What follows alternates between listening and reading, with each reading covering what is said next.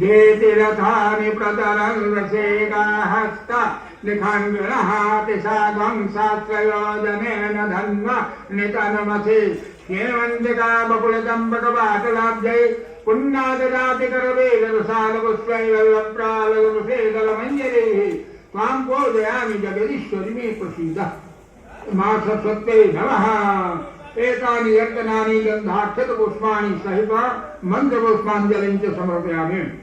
यदेन यज्ञं मयदन्तदेवास्तानि धर्माणि प्रथमान्यासन्न ते हनाकं महिमानः स्वतन्त्र यत्र गुरुवेशाद्याः सन्तु देवा राजाधिराजाय वृषज्जसायिने नमो वयं वै सवराय कुर्महे क्षमे कामो कामकामाय मह्यमकामेश्वरो वै श्रवणो ददातु कुबेराय वै श्रवणाय महाराजाय नमः।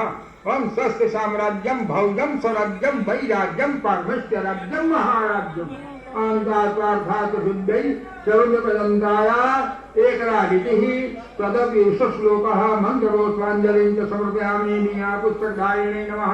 हंसवाहिन्यै नमः। बालजन्यै नमः। मा सरस्वत्यै नमः।